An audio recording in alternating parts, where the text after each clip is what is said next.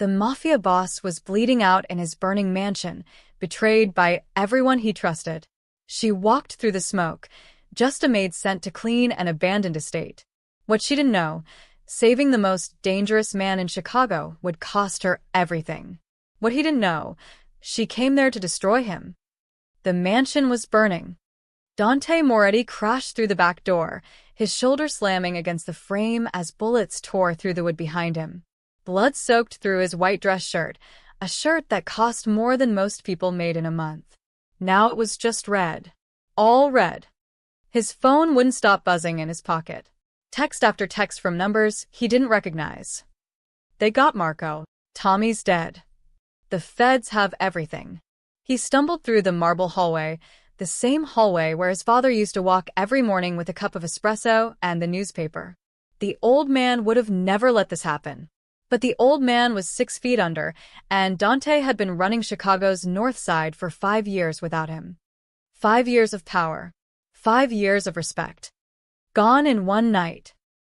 The smoke was getting thicker. Dante could barely see 5 feet ahead, but he knew this house like the back of his hand. He'd grown up here. Had his first kiss in the garden. Broke his arm falling down the main staircase when he was 9.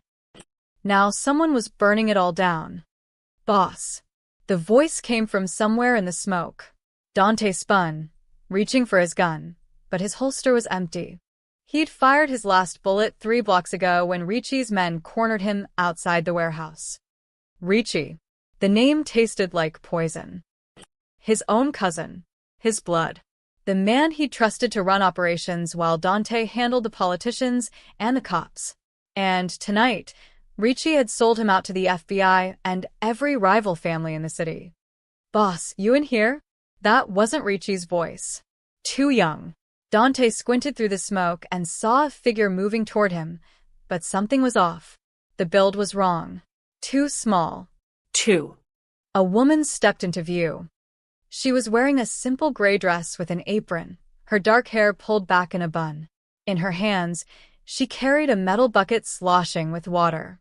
She couldn't have been more than 25. Who the hell are you?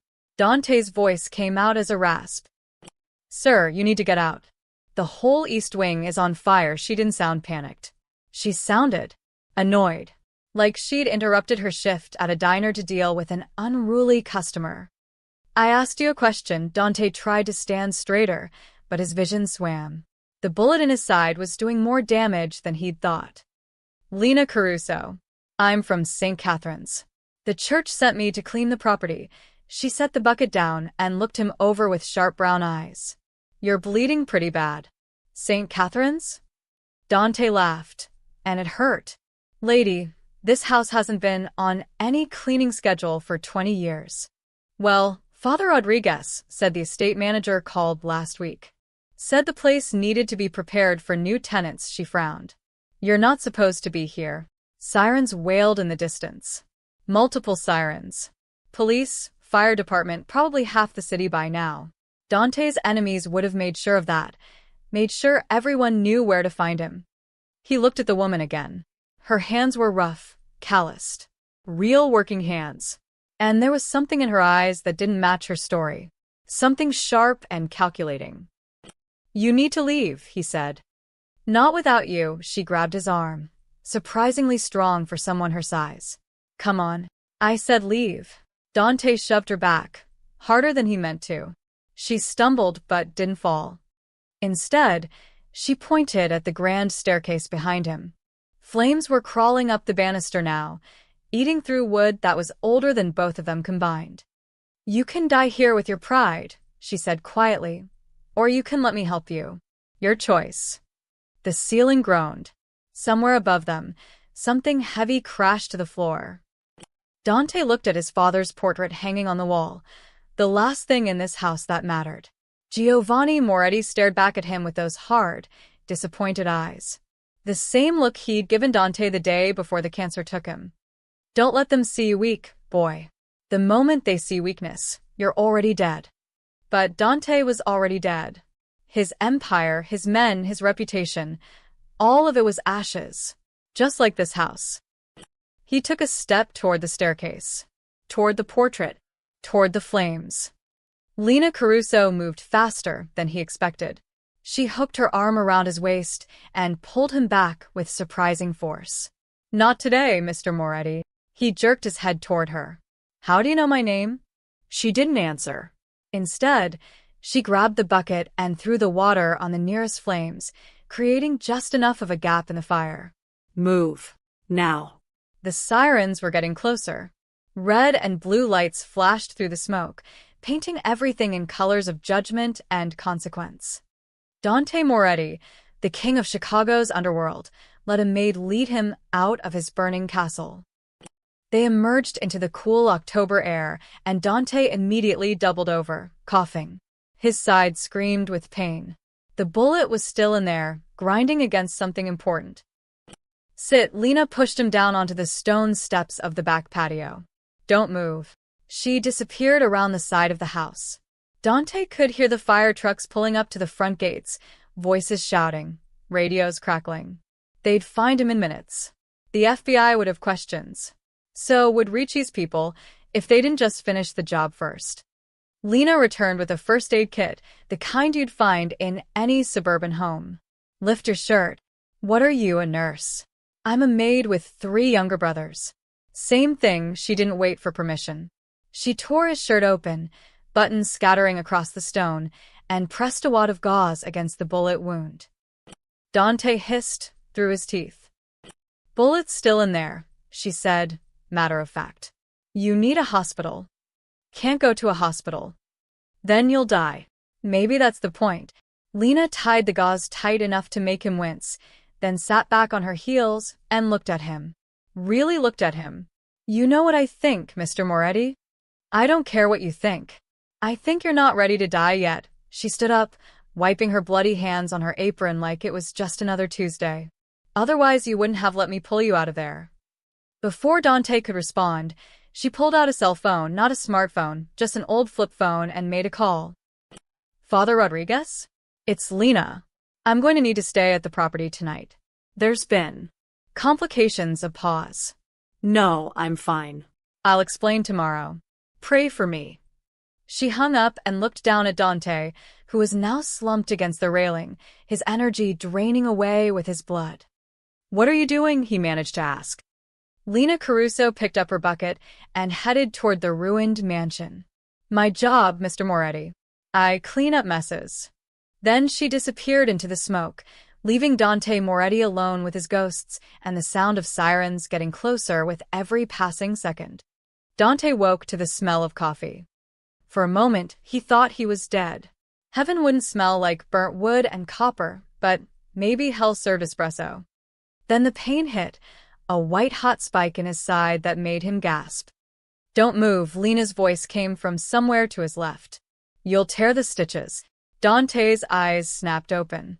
He was lying on a couch in what used to be the library. The morning sun filtered through windows covered in soot, casting strange shadows across rows of burned books. Someone had draped a blanket over him. Stitches? His throat felt like sandpaper.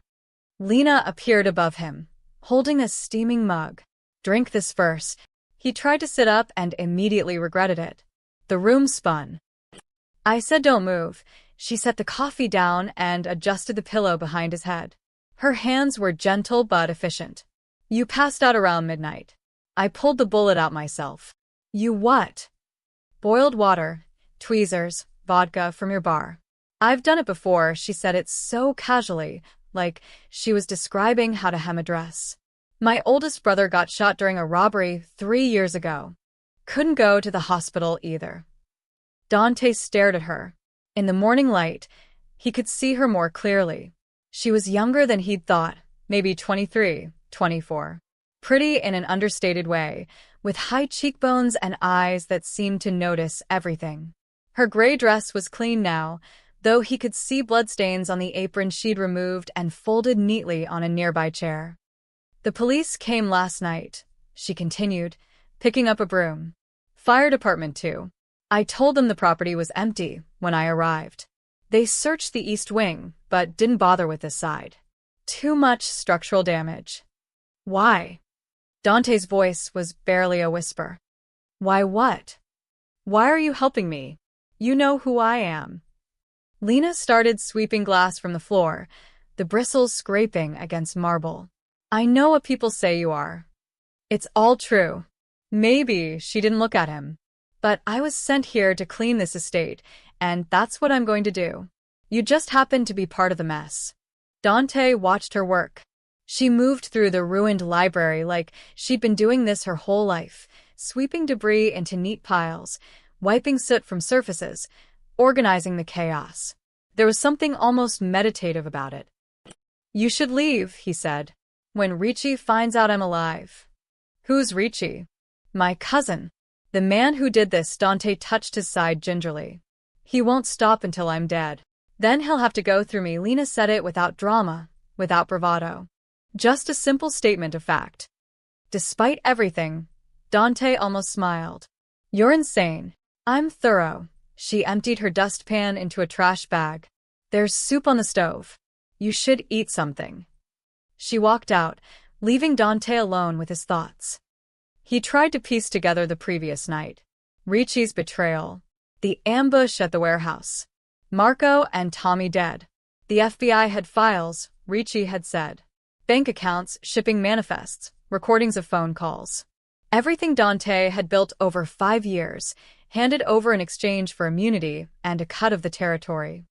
Family. He'd trusted family. Dante forced himself to sit up, gritting his teeth against the pain. The library looked like a war zone. Thousands of books reduced to ash and charred paper. His grandfather had collected first editions, Hemingway, Fitzgerald, Steinbeck. All gone. He noticed something on the side table. His father's portrait, the one that had hung in the hallway.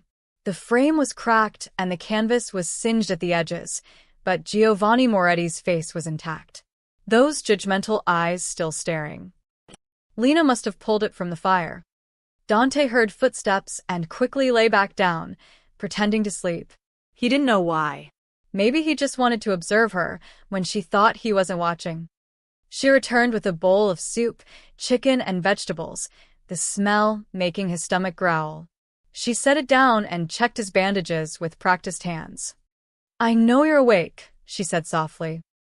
Dante opened his eyes. You saved the portrait. It seemed important. Why?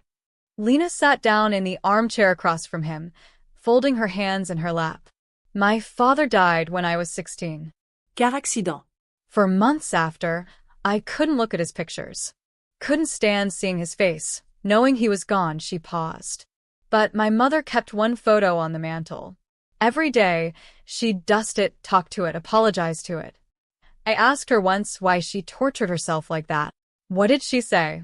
She said remembering the pain means remembering the love. You don't get one without the other. Dante looked at his father's portrait again. Giovanni Moretti had been a hard man, demanding and cold. But he'd also taught Dante everything. How to read people, how to command respect, how to survive in a world that wanted to eat you alive. How to be a king. And Dante had failed him. Eat your soup, Mr. Moretti. Lena stood up. I have floors to scrub. She picked up her bucket and walked toward the hallway, where bloodstains still marked the marble like a trail of breadcrumbs. Dante watched her go, questions multiplying in his mind. Who was Lena Caruso really? Why had St. Catherine sent someone to clean an abandoned estate that nobody knew was abandoned? How did she know how to remove bullets? And why, despite all his instincts screaming at him, did he feel safer with her here than he had in years surrounded by armed men? He looked down at the soup. Steam rose from the bowl, carrying the scent of home and comfort and things he'd forgotten existed. Dante Moretti, former king of Chicago, picked up the spoon and ate. The afternoon sun was dying when Dante finally had the strength to stand. He found Lena in the kitchen, scrubbing the countertops with the kind of intensity that suggested she was trying to erase more than just dirt. She didn't turn around when he entered, but her shoulders tensed. You should be resting, she said. I've rested enough. Dante leaned against the doorframe, conserving energy. The kitchen looked almost normal. She cleaned the blood from the tile, organized the chaos, even found undamaged dishes in the cabinets. Where'd you learn to clean crime scenes? I told you. 3 brothers. We got good at making problems disappear. Dante watched her work for a moment, then noticed the metal trash can in the corner. Smoke was rising from it. He crossed the kitchen in 3 steps and looked inside. Papers were burning, documents, photographs, letters. He recognized his own handwriting on some of them. What the hell are you doing? He reached into the can, pulling out a half-burned photograph. It showed him and Ricci at his father's funeral, arms around each other's shoulders. Brothers in everything but blood. These were in the study, Lena said calmly. They're evidence. If the FBI comes back. I didn't ask you to do that. Dante threw the photo back into the flames. You didn't ask me to save your life either. He grabbed her arm, spinning her around. You don't know what you're destroying. Lena met his eyes, without flinching. I know exactly what I'm destroying, Mr. Moretti. The question is, do you want to let it go or keep burning with it? They stood like that for a long moment, the fire crackling between them. Finally, Dante released her and stepped back. There's more in the study, he said quietly. In the safe behind the bookshelf. Burn it all. Lena nodded and turned back to her work. Dante returned to the trash can and pulled out another document, a shipping manifest from 2 years ago. The night everything changed. The night that made him more than just his father's son. He stared at it, memories flooding back. Ricci, he muttered, almost to himself. Lena's hand stilled. What about him? He was there that night. Said we'd split everything 50-50. Said we were family. Dante crumpled the paper in his fist. Guess blood doesn't mean much when there's money on the table. It never does. There was something in her voice, a bitterness that didn't match her age. Dante looked at her more carefully. You talk like someone who knows. Everyone knows, Mr. Moretti. That's not special wisdom. She dumped more papers into the fire. Your cousin betrayed you. Welcome to being human. He didn't just betray me. He killed 12 of my men. Good men. Men with families. Dante's voice dropped. Marco had a daughter. 6 years old. Tommy was getting married next month. Lena's jaw tightened, but she said nothing. Ricci knew about the wedding, Dante continued. He was supposed to be Tommy's best man. Instead, he set him up. Fed him to the FBI like a dog. Then why are you still here? Lena turned to face him. Why aren't you out there hunting him down? Because I'm half dead and hunted by every cop and criminal in Chicago. Or because you know you deserve this. The words hit like a slap. Dante's hands clenched into fists. Careful, he said softly. You don't know me well enough to make judgments. I know enough. Lena picked up her bucket and headed for the door. I know you're burning your past because you can't face it. I know you're hiding in this mansion because you're too afraid to fight back. And I know. She stopped mid-sentence, her eyes catching on something behind him. Dante turned. On the kitchen table sat Lena's canvas bag, the one she'd brought with her the first night. It had fallen open, and contents had spilled across the surface. A notebook. A camera. And something that made Dante's blood run cold. A press badge. Lena Caruso, Chicago Tribune, investigative reporter. Dante's hand went instinctively to his waistband, forgetting his gun was long gone. He looked at Lena, who had gone very still. You're a reporter, he said flatly. I can explain. You're a goddamn reporter, his voice rose. St. Catherine's? The church? All of it was a lie. Lena set down her bucket slowly, her eyes never leaving his. Not all of it. Father Rodriguez is real. He does know I clean estates.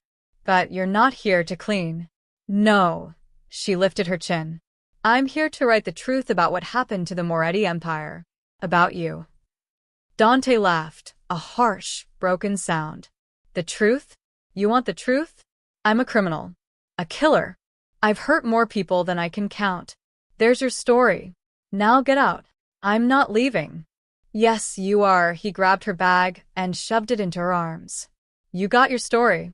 Boss betrayed. Empire falls. Probably dead by next week. Print it. I don't care anymore. Lena clutched the bag, but didn't move toward the door. You're right. I came here for a story. I've been tracking your family for 6 months, waiting for an opening. When I heard about the fire, I knew it was my chance. Then why save me? Why not let me die and write your masterpiece? She was quiet for a long moment. When she finally spoke, her voice was barely a whisper. Because you're not what I expected. What's that supposed to mean? Lena looked at the burning trash can, then back at him. It means you're not a monster, Mr. Moretti. You're just broken. She walked past him and out of the kitchen, leaving Dante alone with his ghosts and the ashes of his past. He stood there until the fire burned down to embers, watching his history turn to smoke. Then he noticed something she'd left behind, her notebook, fallen beneath the table. Dante picked it up and opened to the first page. The Fall of the Moretti Empire, an Investigation, by Lena Caruso. His hands trembled as he turned the pages. Notes, timelines, photographs. She'd been following him for months. Knew about the warehouse, about Ricci, about things even his own men hadn't known. But on the last page, written in fresh ink, was something different. Day 1. Found Dante Moretti alive. He's guilty of everything they say. Day 2. He placed flowers at the warehouse. Whispered names. Cried. He's guilty. But he's not heartless. What am I supposed to do with that? Dante closed the notebook and looked toward the hallway where Lena had disappeared. For the first time in 2 days, he didn't know what scared him more, the enemies hunting him or the woman with a camera who saw through him. Lena left before dawn. Dante watched from the library window as she walked down the long driveway, her canvas bag slung over her shoulder. She didn't look back. Good, he thought. Better this way. He spent the morning going through the safe, burning everything that could connect him to his old life. Bank statements, contracts, photographs of meetings with people who were now either dead or trying to kill him. The flames ate it all. By noon, his side was screaming. The wound had started bleeding again. He'd been moving too much, pushing too hard. He needed proper medical attention, but hospitals meant questions. Questions meant police. Police meant a cell. Or worse, they meant Ricci finding out he was still breathing. Dante was rewrapping his bandages when he heard the front door open. He grabbed a fire poker, the closest thing to a weapon, and moved silently toward the foyer. Through the smoke-stained mirror, he could see a figure entering. Lena. She carried 2 grocery bags and was muttering to herself. Idiot. Complete idiot. Should have just written the story and walked away. Dante stepped out of the shadows. Thought you left. Lena jumped, nearly dropping the bags. Jesus. You trying to give me a heart attack? You came back. Clearly, she pushed past him into the kitchen. And, before you start, I'm not here for your company. You need antibiotics, or that wound's going to get infected. Also, you look like you haven't eaten real food in a year. She started unpacking bread, eggs, milk, first aid supplies, and a bottle of prescription pills. Dante picked up the pill bottle. How'd you get these? My brother's a pharmacy tech. Owed me a favor. She cracked eggs into a pan. Take 2 now, 2 every 6 hours. And yes, they're the right ones. I'm not trying to poison you. Why not? Make your story easier. Lena turned to face him, spatula in hand. You know what? I don't know. I spent all morning at the Tribune office with my editor, Mark Breslin. He's been waiting for this story for 6 months. The Fall of Dante Moretti. It's front-page material. Career-making stuff. So, why are you here instead of writing it? Because I told him I needed more time. More research. She turned back to the stove. I lied to my editor. Do you know how serious that is in journalism? That's career suicide. Dante leaned against the counter, studying her. What do you really want from me, Lena? The truth. Not the legend, not the myth. The actual truth about who you are and what happened. She slid scrambled eggs onto a plate and handed it to him. Seat. Eat. Then we talk. They ate in silence. Dante couldn't remember the last time he'd had a home-cooked meal. Everything in his old life had been takeout or expensive restaurants where the food looked like art but tasted like cardboard. I went to the warehouse this morning, Lena said finally. The one that burned, where your men died. Dante's fork stopped halfway to his mouth. There were flowers there. Fresh ones. You'd been there recently, hadn't you? Before the ambush. He set down his fork. So, I talked to some people in the neighborhood. Old woman named Mrs. Chun. She owns the corner store across the street. Lena pulled out her notebook. She said you've been coming there every week for 2 months. Always at night. Always alone. You'd stand there for an hour, just standing. Spying on me? That's low even for a reporter. It's called investigating. And Mrs. Chun said something else. Lena leaned forward. She said her grandson works at the hospital. Told her that someone's been paying the medical bills for Marco Vitelli's daughter. Anonymous donor. $60,000 and counting. Dante's jaw tightened. Lots of people make anonymous donations. Not to the specific cancer treatment fund for a 6-year-old girl whose father was killed in a mob war. Lena's eyes were intense. That was you, wasn't it? It doesn't change anything. It changes everything. Lena stood up, frustrated. Don't you see? The Dante Moretti everyone writes about is a monster. Cold, calculating, ruthless. But the man I've been watching, the man sitting in front of me, you're not that person. You don't know what I've done. Then tell me. Dante pushed his plate away. You want a story? Fine. 5 years ago, I took over my father's operations. He ran them old school, protection rackets, gambling, some light smuggling. Small time. But I wanted more. I wanted to build an empire. He stood and walked to the window, looking out at the burned gardens. I expanded into drugs, weapons, human trafficking. Things my father never would have touched. Made deals with people from New York, Miami, even Mexico. The money rolled in, and with it came the violence. Rival families pushed back. We pushed harder. The warehouse fire, Lena said quietly, was a setup. Ricci told me we had a meeting with the Castellano family. Peace talks. Instead, it was an ambush. 12 of my men walked in thinking we were negotiating territory. They walked into a massacre.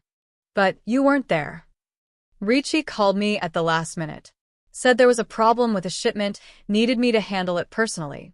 By the time I realized what happened, they were all dead. Dante's reflection stared back at him from the dirty window. I should have been there. Should have died with them. Instead, you've been visiting their graves. Wouldn't you? He turned to face her. Those men trusted me, believed in me, and I led them to slaughter because I was too blind to see my own cousin setting me up. Lena was quiet for a moment, then she did something unexpected. She walked over to him and placed her hand on his arm. It wasn't your fault. It was all my fault. Ricci's betrayal wasn't your fault. What happened to those men wasn't your fault. Her voice was firm. You made bad choices, yes. You built something dark, absolutely. But their deaths? That's on Ricci, not you. Dante looked down at her hand on his arm. Such a simple gesture, but it had been so long since anyone had touched him with something other than violence or transaction. Why do you care? He asked. Lena pulled her hand back, suddenly aware of the intimacy. I don't. I need the story to be accurate. She was lying. They both knew it. Before Dante could respond, his burner phone, one he'd grabbed from a stash in the basement, buzzed on the counter. Unknown number. He answered it, and a familiar voice made his blood run cold. Hello, cousin. Heard you survived the fire. That's disappointing. Ricci. We need to talk, Dante said. Oh, we will. Very soon. I just wanted to let you know I know about your little reporter friend. Lena Caruso, right? Pretty girl. Be a shame if something happened to her. The line went dead. Dante looked at Lena, who had gone pale. Pack your things, he said. You need to leave. Now. I'm not going anywhere. Ricci knows about you. He'll come after you to get to me. Lena set her jaw stubbornly.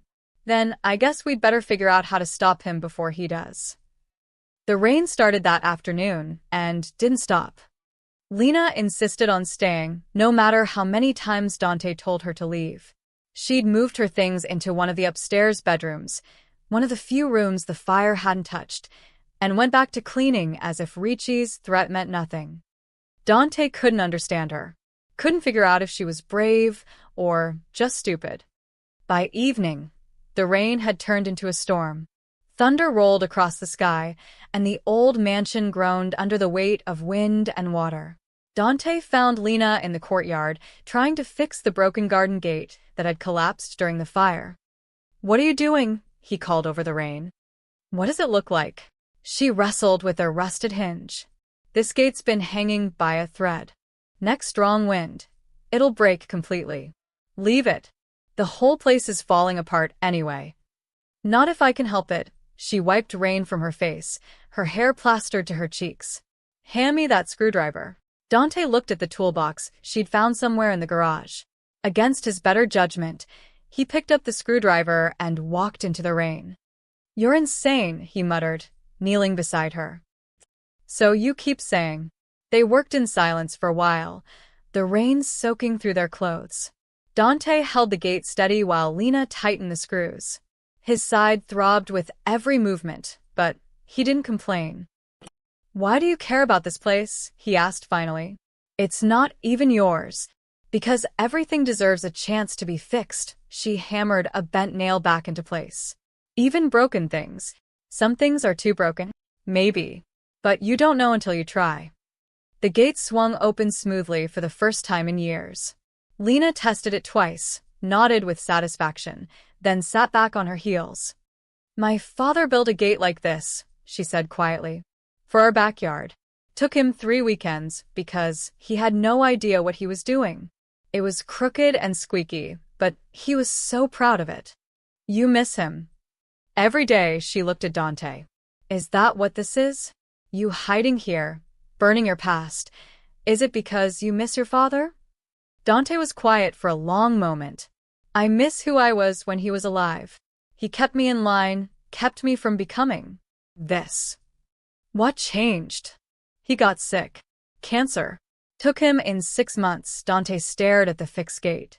"Before he died, he told me to walk away. Sell everything, take the money, and start over somewhere clean. He said our family business was a curse, not a legacy. But you didn't listen." I was 25 and angry. Thought I knew better.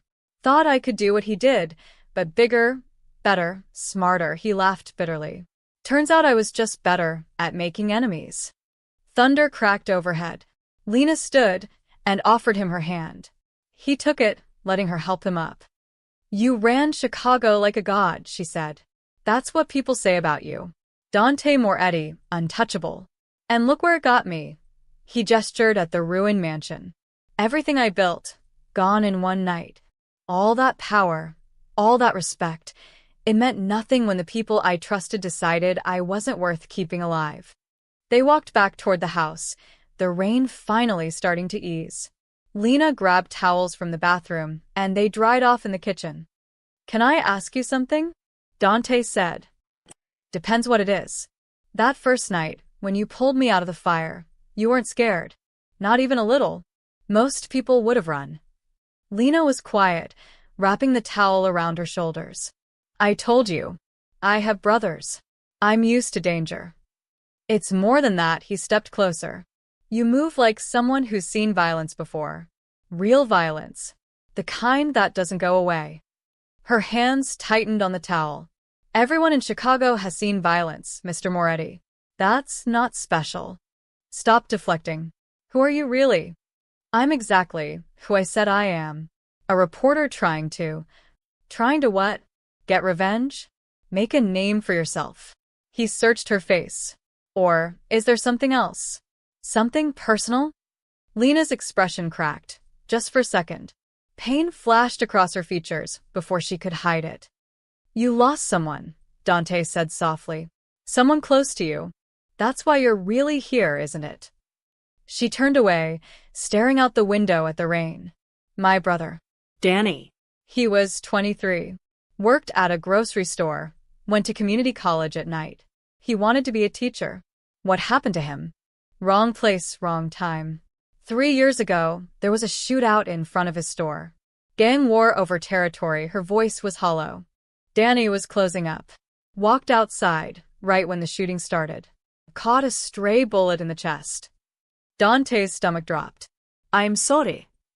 The police said it was the Castellano family. But witnesses said there was another crew there too. Moretti soldiers. She finally looked at him, and her eyes were wet. Your men, Dante. You were at war with the Castellanos, and my brother was collateral damage. He felt like he'd been punched. Lena. I came here to destroy you, she said, her voice breaking. I've spent 3 years building my career, getting close to your world, waiting for the moment when I could expose you for everything you are. I wanted to watch you fall. Then why save me? I don't know. She slammed her hand on the counter. I don't know anymore. I came here with so much hate, so much anger. I had it all planned out. Document your crimes, write the story, make sure you rotted in prison for the rest of your life. You still can. But you're not what I expected. Tears spilled down her cheeks. You were supposed to be a monster. Cold, heartless, evil. Instead, you're just broken. Like me. Dante wanted to reach for her, but didn't know how. Your brother's death. If my men were involved, then I'm responsible. I won't insult you by saying otherwise. I know. You should hate me. I do, she wiped her eyes roughly. Or I did. Or I'm supposed to. I don't know anymore. The kitchen fell silent except for the drumming of rain on the roof. Danny wanted to help people, Lena said finally. That's all he ever wanted. And he died because people like you decided territory was worth more than human lives. You're right. So, why am I standing here? Why didn't I let you burn? Why do I keep, she trailed off, shaking her head. Keep what? Keep seeing you as human. Dante had no answer for that. They stood in the kitchen, two broken people bound together by violence and guilt, and something neither of them could name. Outside, the rain continued to fall, washing the ash from the courtyard stones. But some stains, Dante knew, never came clean. Dante couldn't sleep.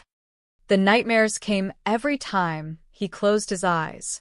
He'd see the warehouse, flames climbing the walls, his men's screams echoing off concrete. Marco reaching for him, Tommy's wedding ring melting in the heat. And behind it all, Ricci's smile. At 2 a.m, Dante gave up trying. He pulled on a shirt, wincing as the fabric brushed against his bandages, and headed downstairs for water. The mansion was dark and quiet. Too quiet. The kind of silence that made you hear ghosts.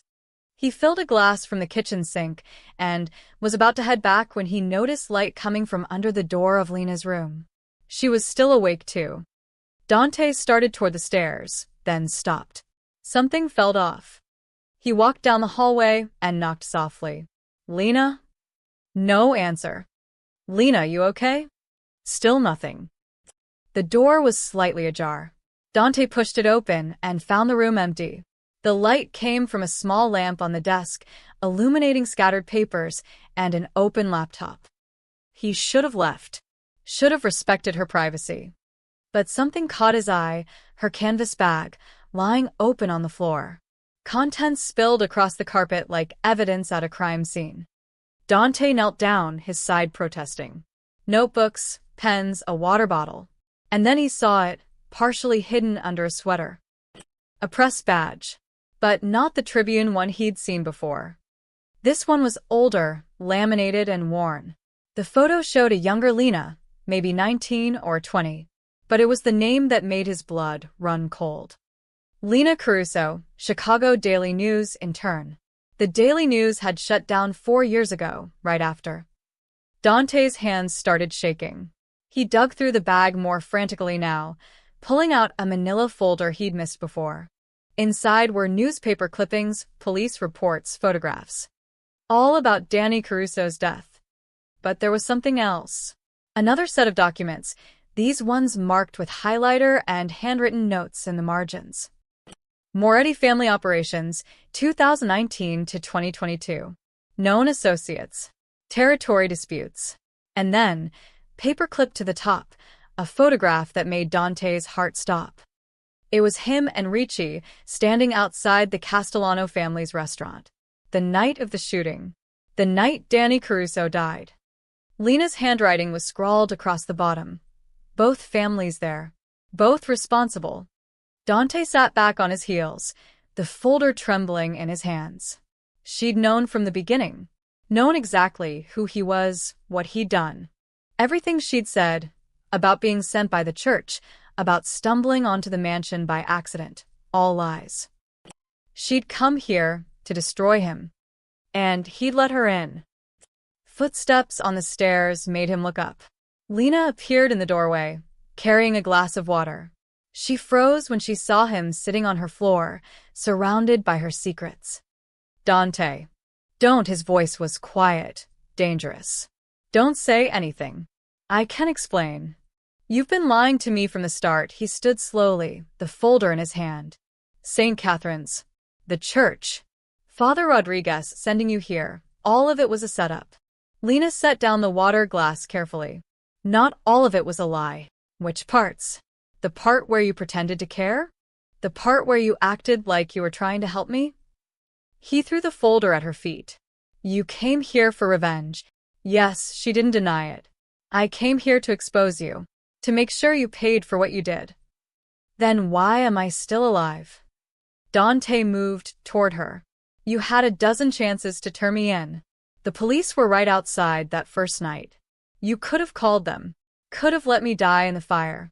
Instead, you pulled a bullet out of me and cooked me breakfast. Because she stopped, struggling with the words. Because what, Lena? Because you're not what I thought. Her voice cracked. For 3 years, I've been building this image in my head. The monster who killed my brother. The heartless criminal who didn't care who got hurt as long as he got what he wanted. That's exactly who I am. No, it's not. Tears welled in her eyes. The man I imagined wouldn't visit his dead soldiers' graves. Wouldn't pay for a child's cancer treatment. Wouldn't burn his own past because the guilt was eating him alive. You don't know me. I know enough. She stepped toward him. I know you're guilty of terrible things. I know my brother died because of your war with the Castellanos. I know you've hurt people, destroyed lives, built an empire on blood and fear. Then why are you still here? Because. She was crying now, openly. Because revenge is supposed to feel good. It's supposed to fix things. But standing here, seeing you broken and hunted and hating yourself more than I could ever hate you, it doesn't fix anything. It doesn't bring Danny back. Dante felt something crack inside his chest. You should have let me die. I tried to. Her voice dropped to a whisper. That first night when I found you, I stood there for almost a minute just watching you bleed. Thinking about Danny, about my mother crying at his funeral, about all the lives you've ruined. What stopped you? You called out a name. In your sleep, barely conscious, you kept saying Marco, over and over. I'm sorry, Marco. I'm sorry, she wiped her eyes. Monsters don't apologize to their victims. They stood there in the doorway, the truth finally between them like shattered glass. I can't forgive you, Lena said. I don't know if I ever can. But I can't let you die either. Does that make me weak? It makes you human. She laughed bitterly. What do we do now? Dante looked at the scattered papers on the floor. All the evidence she'd collected. All the proof of his crimes. You write your story, he said. You expose everything. You make sure people know what I did. And what will you do? Before he could answer, the burner phone in his pocket buzzed. Another unknown number. Dante answered, and a voice he didn't recognize said, Mr. Moretti, this is Officer Chen. Your cousin wanted me to deliver a message. What message? The reporter dies tomorrow. Ricci says to consider it a gift. He'll make it quick if you turn yourself in. If you don't, the man paused. He has people watching her mother's house right now. He wanted you to know. The line went dead. Dante looked at Lena, his decision made. Pack your things, he said. We're leaving. What? No, I told you. Ricci knows where your mother lives. He's watching her. Dante grabbed his jacket. If we stay here, he'll use her to get to you. To get to me. Then what do we do? Dante pulled out a set of car keys he'd found in the garage, his father's old Lincoln, somehow still there after all these years. We stop running, he said. And we end this. The church was empty at 4 a.m. Dante waited in the Lincoln while Lena slipped through the side entrance of St. Catherine's. She'd insisted on coming here first, said she needed to see Father Rodriguez before they did anything else. He watched her disappear into the darkness, his hand resting on the gun he'd retrieved from a hiding spot in the mansion's basement. It was loaded with 3 bullets, all he had left from his old life. 3 bullets against an entire organization. The math didn't work in his favor. 15 minutes passed. Then 20. Dante was about to go in after her when the church door opened and Lena emerged, walking slowly, her shoulders hunched. She got into the passenger seat without speaking. Well? Dante asked. He wasn't surprised. Her voice was hollow. Father Rodriguez. When I told him everything about you, about my lies, about Danny, he just nodded like he'd been expecting it. What did he say? He asked me if I'd found what I was looking for. She stared straight ahead. I told him I didn't know what I was looking for anymore. And he said, she paused, wiping her eyes. He said, perhaps God sent you not to expose him, but to heal him. Dante pulled away from the church. You can't heal someone like me, Lena. That's what I told him. They drove in silence through the dark Chicago streets.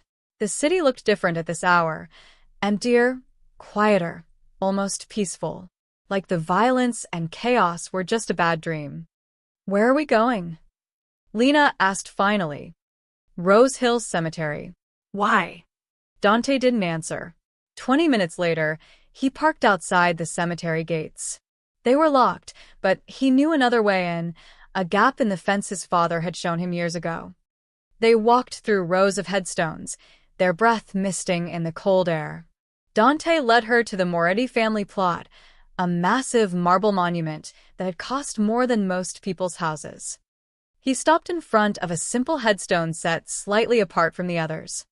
Giovanni Moretti, beloved father. 1958 to 2020, Dante knelt in the wet grass, his side screaming in protest. I haven't been here since the funeral. Lena stood behind him, quiet. 5 years, Dante continued. 5 years I've been running his empire, making decisions, building something I thought would make him proud. And all I did was prove him right, that this life is a curse. He pulled out the gun and set it on the grass beside him. The night before he died, he called me to his hospital room. Could barely talk, cancer had eaten through his throat. But he grabbed my hand and whispered, walk away, Dante. Sell it all. Be better than me. But you didn't. I was angry. Thought he was weak for giving up, for letting the disease beat him. Dante laughed bitterly. Turns out I was the weak one. Too weak to leave, too weak to change, too weak to be anything other than what everyone expected. Lena knelt beside him. What would he say if he could see you now? Probably that I'm an idiot for trusting Ricci. For not seeing the betrayal coming. Dante touched the cold marble. He never liked my cousin. Said Ricci had hungry eyes. Guess he knew better than I did. It's not too late, you know. Too late for what? To walk away. Like your father wanted. Lena looked at him in the dim light. You could disappear. Change your name, start over somewhere far from here. Let Ricci think you're dead. And what about your mother? Ricci's men are watching her. Then we get her out first. Tonight. Before Ricci knows we're moving. Dante shook his head. He'll find us. He has contacts everywhere, police, FBI, other families. There's nowhere far enough. So, what's your plan? Walk into his trap and die. Maybe he picked up the gun. Or maybe I take him with me. That's not a plan. That's suicide. You got a better idea? Lena was quiet for a long moment. Then, what if we gave him what he wants? He wants me dead. No. Her eyes lit up with sudden realization. He wants you gone. Out of the picture. If you're dead, he takes over everything. Your territory, your connections, your reputation. But what if there was nothing left to take over? Dante looked at her. What are you saying? I'm saying we burn it all down. She stood up, pacing. Every account, every contact, every piece of leverage you have, we expose it all. Give it to the FBI, the newspapers, everyone. Make it so toxic that nobody would want to touch it. That would destroy everything. Exactly. If there's no empire left, what's the point of killing you? You'd just be another nobody. Not worth the risk. Dante stared at her. You're talking about giving up everything my father built. Everything I've worked for. Your father told you to walk away. This is how you walk away, by making sure there's nothing left to walk away from. It was insane. Reckless. Everything in Dante's blood screamed against it. You didn't betray the family business. You didn't burn down your own empire. But then again, the empire was already ashes. There's a problem, he said.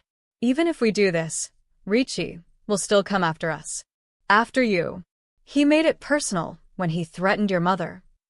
Then we make him an offer he can't refuse. Lena's voice was steady now, certain. We give him the one thing he wants more than revenge. What's that? Freedom. Immunity. A clean slate. She looked at Dante. We trade everything, all your files, all your secrets, everyone you ever worked with to the FBI. In exchange, they take down Ricci and everyone connected to him. We give them the whole network. You're talking about becoming a rat. I'm talking about staying alive. She grabbed his shoulders. And more than that, I'm talking about doing the right thing for once. How many people have died because of this world? How many more Danny Cruzas are out there? Dante looked at his father's grave, then back at Lena. If I do this, he said slowly, I can never come back. Everyone I ever knew will want me dead. I'll spend the rest of my life looking over my shoulder. Is that worse than dying in a week? He thought about Marco's daughter, Tommy's fiancée, all the families his war had destroyed. No, he said finally. It's not worse. Lena helped him to his feet. So we do this. Dante took one last look at his father's name carved in marble. Beloved father. We do this, he said. But first, we get your mother somewhere safe. They walked back through the cemetery as dawn began to break over Chicago. Behind them, the Moretti family monument stood silent, a testament to a legacy that was about to burn. Dante's phone buzzed. A text from an unknown number. Tick-tock, cousin. Running out of time. He showed it to Lena. How long do we have? She asked. Not long enough. They got into the Lincoln and drove toward a new sunrise, one that would either bring redemption or death. Dante wasn't sure which one he preferred. Lena's mother lived in a small house in Pilsen, 20 minutes south of the mansion. They parked 2 blocks away, watching for any sign of Ricci's men. Dante spotted them immediately. A black SUV with tinted windows across the street, engine running. Amateur hour. There's at least 2 of them, he said. Maybe more inside. We can't just leave her there. We won't. Dante checked his gun. 3 bullets. But we need a distraction. Lena pulled out her phone. I have an idea. 5 minutes later, 3 police cars came screaming down the street, lights flashing. Someone had called in a domestic disturbance at the house next door. Loud voices, possible weapons. The black SUV pulled away quickly, not wanting to attract attention. Go, Dante said. You've got maybe 10 minutes before they realize it's fake. Lena ran to her mother's house while Dante kept watch. He saw her knock, saw the door open, saw a small woman with gray hair pull Lena into a tight embrace. They were talking urgently, Lena gesturing, her mother shaking her head, refusing. Come on, Dante thought. We don't have time for this. Finally, the older woman grabbed a coat and followed Lena out. They were halfway to the Lincoln when Dante's instincts screamed a warning. The black SUV was back, turning onto the street at high speed. Run, Dante shouted. Lena's mother looked confused, but Lena grabbed her arm and pulled her forward. They were 10 feet from the car when the SUV screeched to a stop and 2 men jumped out. Dante recognized one of them, Vincent Calabrese, one of Ricci's enforcers. The other was younger, hungry looking. Going somewhere, Moretti? Vincent had his gun drawn. Dante stepped between them and Lena, his own weapon raised. Let them go, Vinny. This is between me and Ricci. Boss says otherwise. Says the girl's insurance. Vincent aimed at Lena. You come quiet, she lives. You run, everybody dies. He's lying, the younger guy said, eager. Ricci said no witnesses. Vincent shot him an annoyed look. Shut up, Tony. What? I'm just saying what he. The gunshot came from behind them. Everyone spun around. A third man stood near the SUV, someone Dante hadn't seen get out. He was holding a rifle, and he was aiming at the house. Ricci's orders, the man said. Burn it all.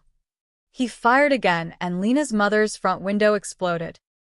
No. Lena screamed. Everything happened at once. Vincent turned toward the rifleman, shouting something. Tony raised his gun toward Dante. Lena's mother stood frozen in shock. Dante made a choice. He fired first at Tony, catching him in the shoulder. The young man went down, cursing. Vincent spun back toward Dante, but Lena grabbed a trash can lid and threw it at his head. It hit with a satisfying clang, and Vincent stumbled. The rifleman was reloading. Dante had one bullet left. He aimed carefully and fired. The shot went wide, hitting the SUV's tire instead. The vehicle lurched, and the rifleman lost his balance. Car. Now. Dante shoved Lena and her mother toward the Lincoln. They piled in as Vincent recovered and started shooting. Bullets sparked off the trunk as Dante floored it, tires screaming. Everyone okay? He shouted. Define okay. Lena gasped from the back seat, holding her mother.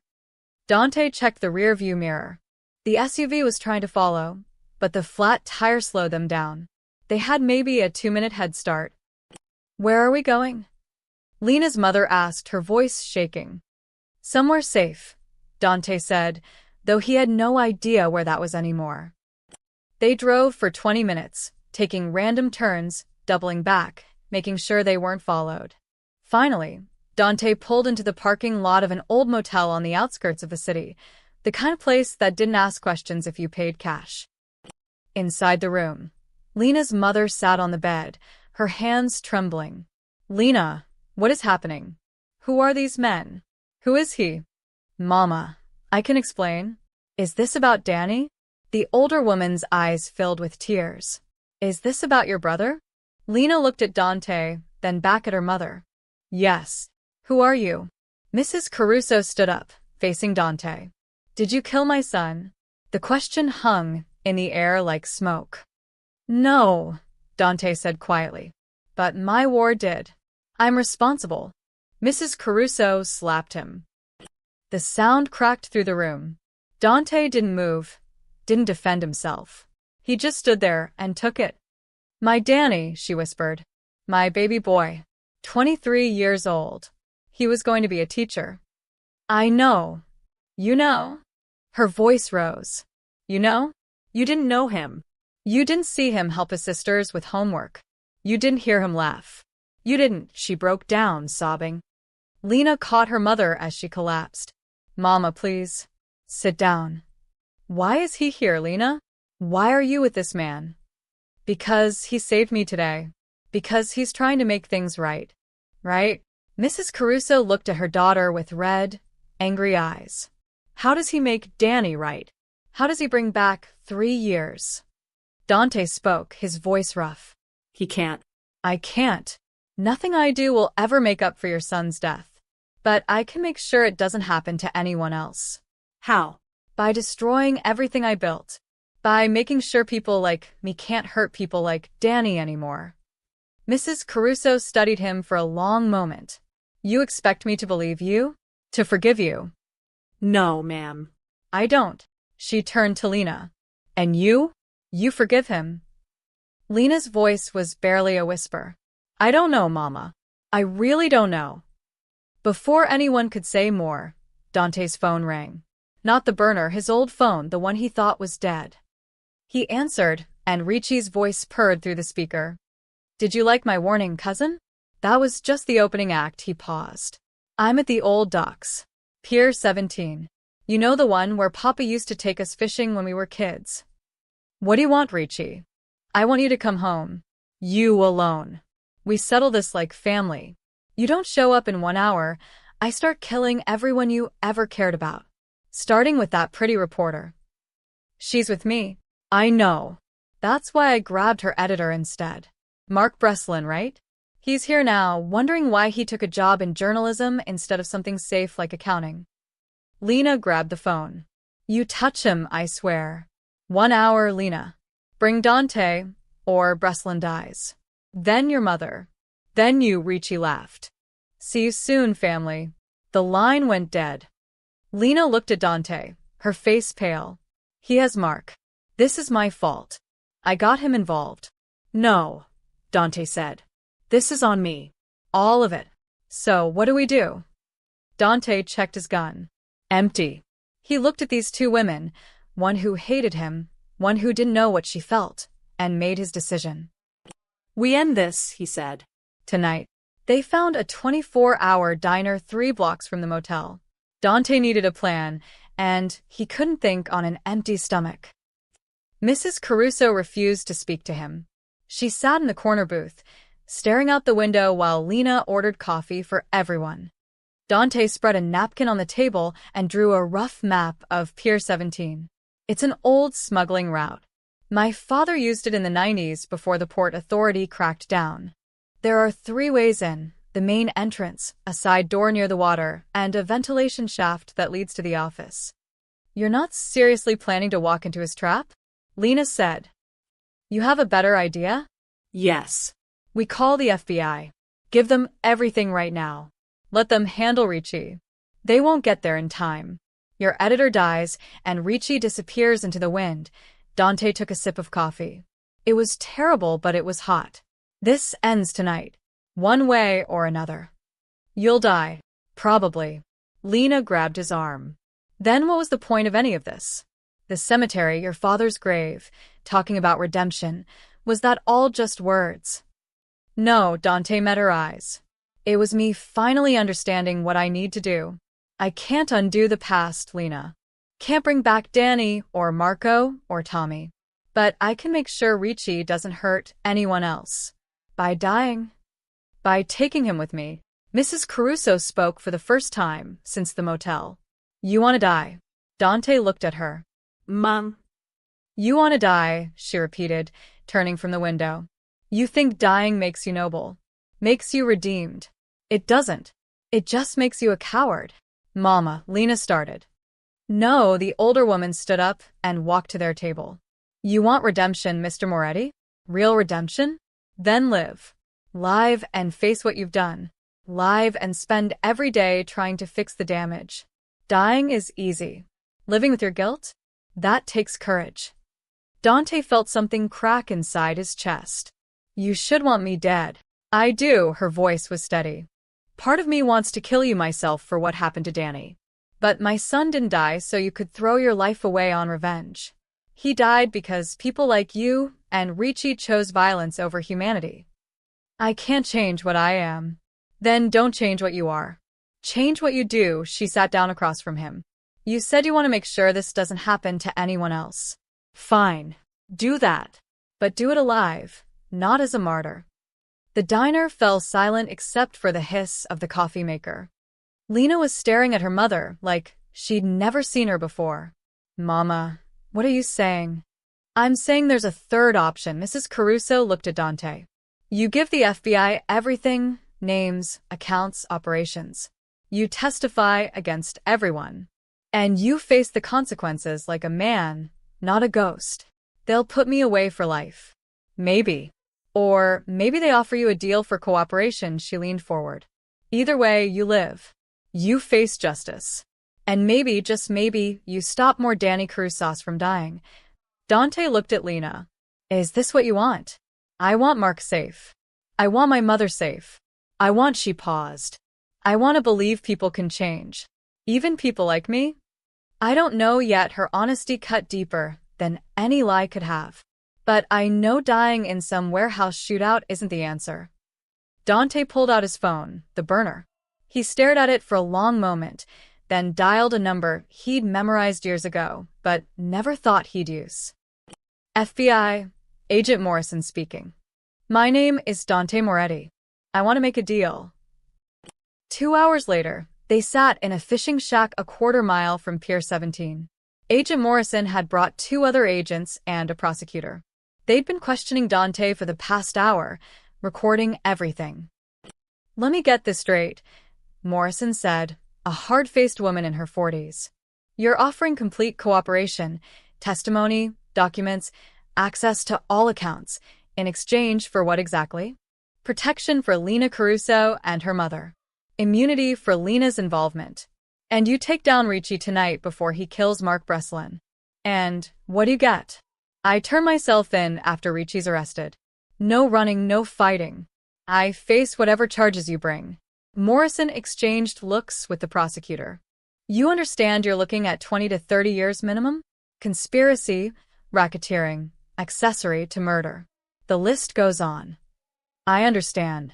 Why now? Why not run? You had chances. Dante glanced at Lena. Because someone reminded me what my father wanted. And because I'm tired of running from what I am. The prosecutor, a young man who looked barely 30, leaned forward. Mr. Moretti, if you're serious about this, we need everything. Every name, every transaction, every dirty cop and politician. Can you do that? Yes. Including your cousin? Especially my cousin. Morrison stood up. Then here's how this works. You wear a wire. You go to Pier 17 and get Ricci talking. We record everything, then we move in and make the arrest. You try anything stupid, the deal's off. What about Mark Breslin? We'll have snipers positioned. The moment we have Ricci on tape, we extract the hostage. Lena grabbed Dante's arm. This is insane. He'll search you for a wire. Probably, Morrison said. Which is why we're not using a traditional wire. We're using this, she held up what looked like a regular button. Microtransmitter. We sew it into your jacket. Unless he strips you naked, he won't find it. Dante took the button. It was smaller than a dime. 1 hour, Morrison said. We need to prep the team. You use that time to write down every location, every name, every detail you can remember. My partner will take your statement. She walked out, leaving Dante with Lena and her mother. You don't have to do this, Lena said quietly. Yes, I do. He's your family. Your blood. Ricci stopped being family the moment he killed my men. Dante looked at his hands. You were right back at the church. I'm not a monster, but I've done monstrous things. This is how I start making it right. Mrs. Caruso touched his shoulder, just briefly, but it was more grace than he deserved. My son believed in second chances, even for people who didn't deserve them. I don't deserve this. No, she agreed. But you're getting it anyway. Don't waste it. An agent came in with a laptop. Mr. Moretti? We're ready for your statement. Dante stood up, but Lena stopped him. When this is over, when Ricci's arrested and you're in custody, what happens to us? What do you mean? I mean, do I write the story? Do I expose everything? Or do I? She trailed off. You write the truth, Dante said. Not the legend. Not the myth. Just what happened. A man who built an empire on blood and finally realized the cost was too high. That's not much of a redemption story. It's the only one I've got. He followed the agent to begin his confession, leaving Lena alone with her mother and the weight of choices that would define them all. Outside, dawn was breaking over Chicago. And somewhere across the city, Ricci was waiting. Pier 17 smelled like rust and dead fish. Dante walked alone across the cracked concrete, the microtransmitter button sewn into his jacket collar. FBI snipers were positioned on 3 rooftops. Morrison had shown him the tactical map. Lena was in a surveillance van 2 blocks away, listening to everything. The warehouse door stood open, yellow light spilling out into the pre-dawn darkness. Cousin, Ricci's voice echoed from inside. I was starting to think you wouldn't show. Dante stepped through the entrance. The warehouse was mostly empty except for old shipping containers and broken pallets. In the center, tied to a chair, was Mark Breslin. The editor's face was bruised, his lips split, but he was alive. Ricci stood beside him, gun in hand, smiling like this was a family reunion. You look like hell, Dante. You burned down my house and shot me. What did you expect? Fair point. Ricci walked closer, keeping the gun trained on Mark. You come alone. You asked me to. Forgive me if I don't take your word for it. Ricci gestured to two men who emerged from behind the containers. Search him. Dante raised his arms while they patted him down roughly. They found nothing, no gun, no wire, no phone. One of them nodded to Ricci. Satisfied? Dante asked. Getting there, Ricci circled him slowly. You know what hurts the most, cousin? Not that you're hard to kill. Not even that you survived. It's that you made me do this. Force my hand. I forced you?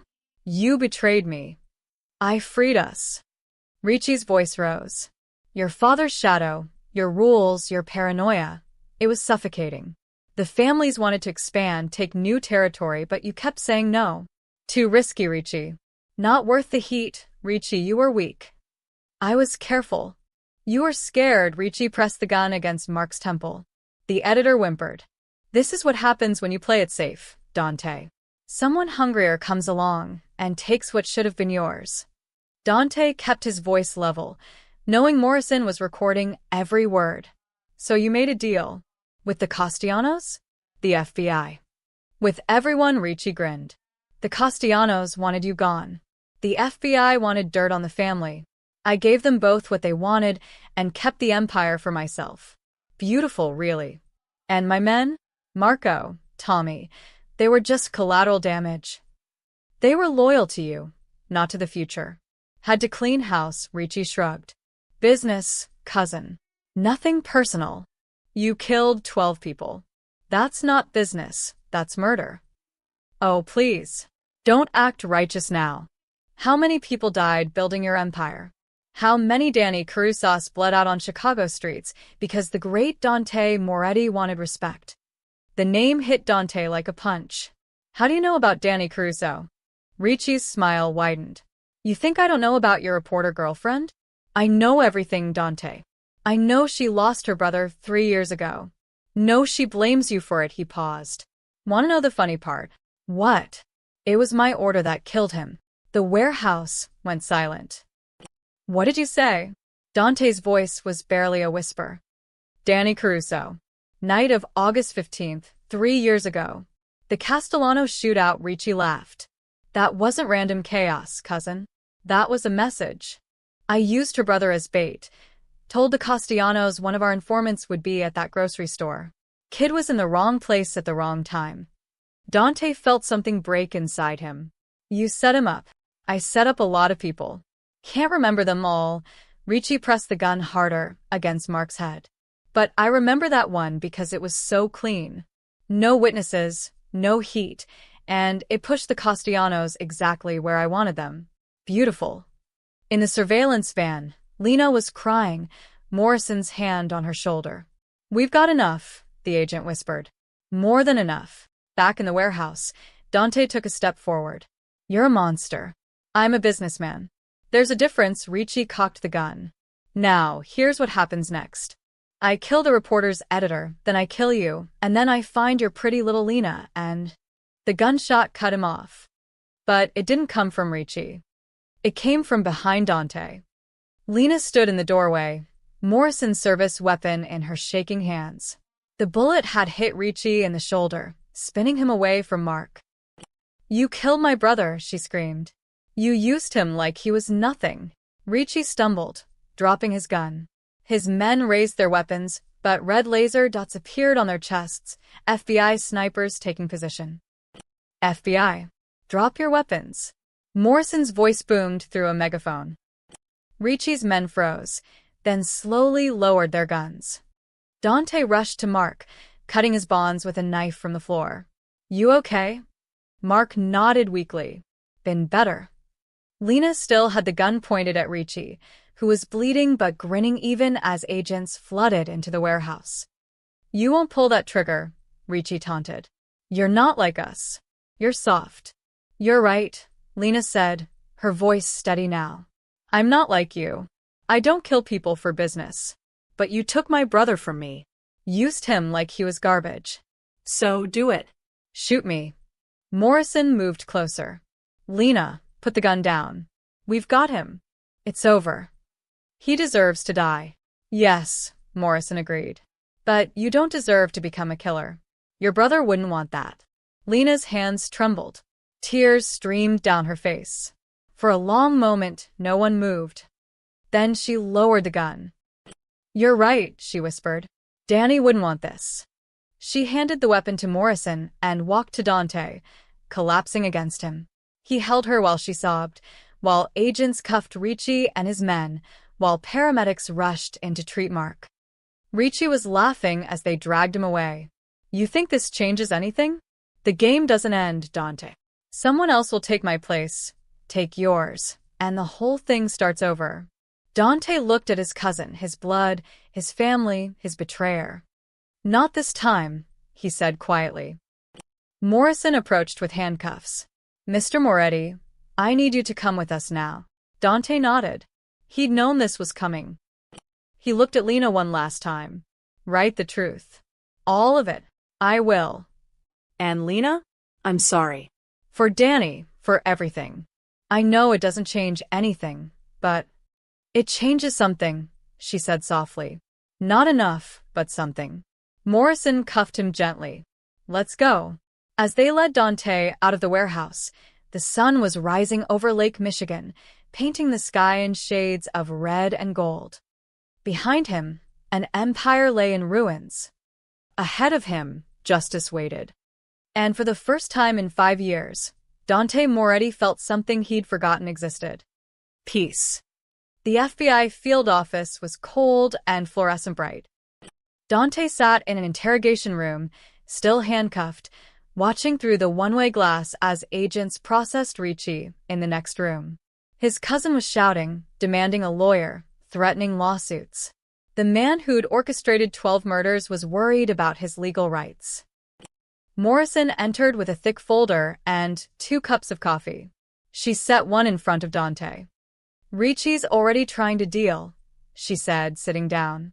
Offering up names, locations, the whole network. Thinks he can trade his way to a lighter sentence. Will it work? Not after what we recorded tonight. He confessed to murder, conspiracy, racketeering. The list goes on. She opened the folder. But we still need your cooperation, Mr. Moretti. Everything you promised. I'll give you everything. Morrison studied him. Why? You could have run. Could have disappeared. Instead, you walked into that warehouse knowing you'd end up here. I need to understand why. Dante wrapped his hands around the coffee cup, feeling the warmth. You know about Danny Caruso? The reporter's brother. Ricci used him as bait. 3 years ago, I didn't know his name. Didn't know he had sisters who loved him. A mother who cried at his funeral. A future he'd never get to live. Dante looked up at her. He was just another casualty. Collateral damage in a war I started. You didn't kill him. I created the world where he could be killed. That's the same thing. Morrison was quiet for a moment. The prosecutor wants to offer you a deal. 15 years, eligible for parole in 10, in exchange for complete testimony against everyone in the organization. Every name, every crime, every connection. That's generous. It's practical. You're worth more to us as a witness than as another inmate. She leaned forward. But there are conditions. You testify in at least 40 cases. You relocate after prison with a new identity. And you never return to Chicago. Never return home. Never see his father's grave again. Never walk the streets where he'd grown up. I accept. Just like that. Just like that, Dante took a sip of coffee. It was better than the diners. My father told me to walk away. Took me 5 years, but I'm finally listening. Morrison pulled out a legal document. Sign here.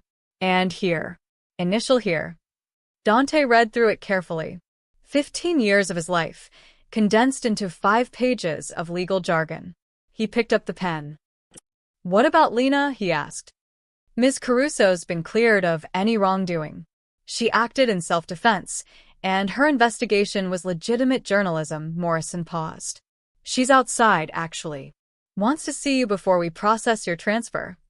Tell her. Dante stopped. What could he tell her? Thank you? I'm sorry? Words felt inadequate. Tell her yourself. You've got 5 minutes. Morrison left, and a moment later, Lena entered. She looked exhausted, her eyes red from crying, but she was steady on her feet. They sat across from each other, the table between them like a border between two countries. Mark's going to be okay, she said. Broken ribs, concussion, but he'll recover. Good. He wants to interview you. For the story. You're still writing it. Of course, she managed a small smile. A deal's a deal. You give me the truth, I write it. Dante slid the folder across the table. Everything's in here. Bank accounts, property holdings, shell companies. Enough to fund a dozen investigations. Lena opened the folder and stared. This is. Dante, this is millions of dollars. It's blood money. Give it to the families. Marco's daughter, Tommy's fiancé, Danny's mother. All the people my empire hurt. Split it among them. The FBI will want this. The FBI's getting my testimony. This is separate. This is mine to give. He met her eyes.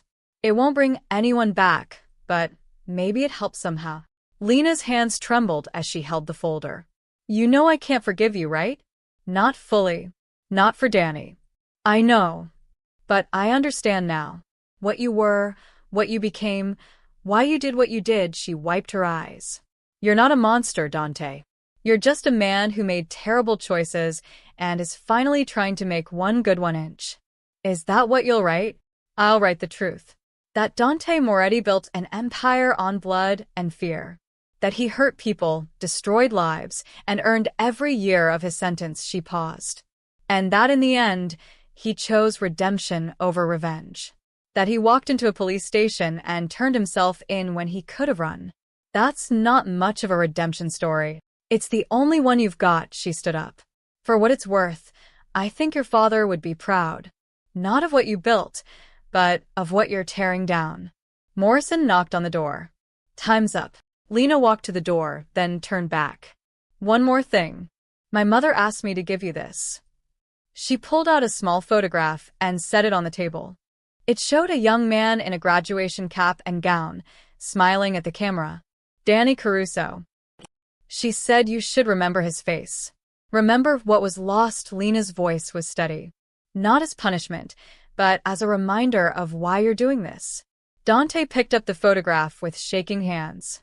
Danny looked so young, so full of hope, like he had his whole life ahead of him. I'll remember, Dante whispered. Lena nodded and walked out. Morrison returned with 2 federal marshals. Ready, Mr. Moretti? Dante tucked the photograph into his pocket, right next to his heart. Yeah.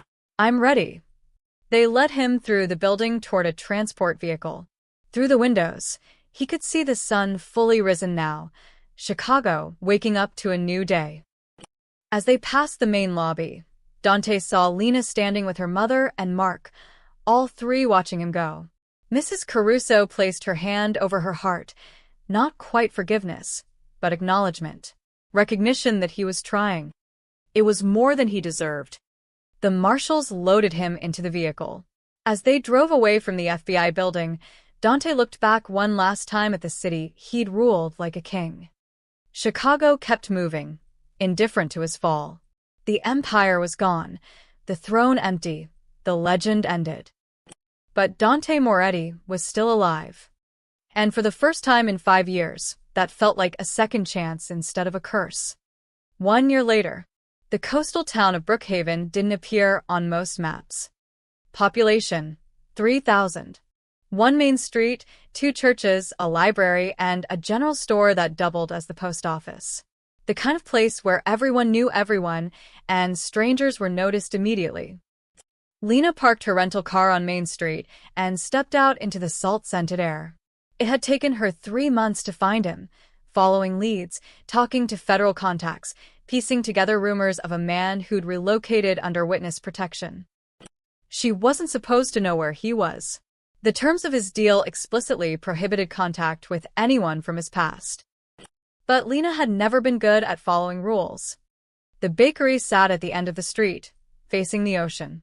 A hand-painted sign read, "Second Sunrise Bakery, fresh bread daily." Through the window, she could see customers inside, the warm glow of morning light reflecting off display cases. Lena's heart hammered as she pushed open the door. A bell chimed.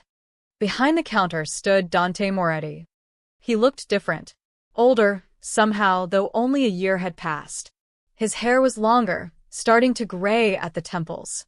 He wore a simple white apron over jeans and a work shirt, flour dusting his hands. But the biggest difference was in his eyes.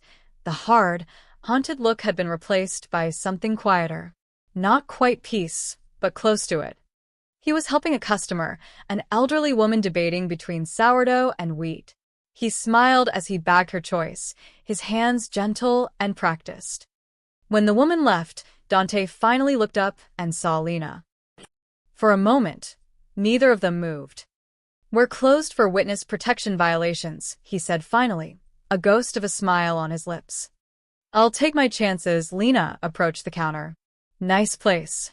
"It's honest work." He wiped his hands on his apron. "You shouldn't be here, Lena." "I know. But I needed to see you." She pulled a folded newspaper from her bag and set it on the counter. "I brought you something." The Chicago Tribune, dated 1 week ago. The headline read, "The Mafia Boss Who Chose Redemption." 1 year later. Dante stared at it without touching it. "You wrote it." "I told you I would." "The truth." "All of it." She slid it closer. "It's been nominated for a Pulitzer. Mark thinks I'll win." "Congratulations." "Read it." "Lena. Please." Dante picked up the paper with careful hands, like it might bite him. He scanned the article, his expression unreadable. Lena had spent 6 months writing it, documenting his rise and fall, the violence he'd perpetrated, the lives destroyed. But also his testimony that had taken down 37 criminals, his cooperation that had dismantled 3 crime families, his choice to face justice instead of run. "You made me sound almost heroic," he said quietly. "I made you sound human." "There's a difference." Lena leaned against the counter. "The families you helped. Marco's daughter finished her cancer treatment last month. Tommy's fiancé used her portion to start a foundation for victims of gang violence. And my mother. How is she?" "She opened a community center in Danny's name. Teaches kids job skills, helps them stay out of gangs." Lena's voice caught. "She used your money to save kids like Danny. She asked me to thank you." Dante set down the paper. "I don't deserve thanks." "No, you don't. But you're getting it anyway." She looked around the bakery. "This is really what you're doing?" "Baking bread." "The local orphanage needed a supplier. I needed something to do with my hands that didn't involve violence." He shrugged. "Turns out I'm decent at it." "You're decent at a lot of things. You just forgot for a while." A timer dinged in the back. Dante excused himself and returned moments later with a tray of fresh loaves, the smell of warm bread filling the small shop. "You look good," Lena said. "Healthy. Almost. Happy." "I'm not happy. But I'm not drowning anymore either." He started arranging the loaves in the display case. "Every morning, I wake up and I bake bread. I deliver it to the orphanage, the church, the senior center.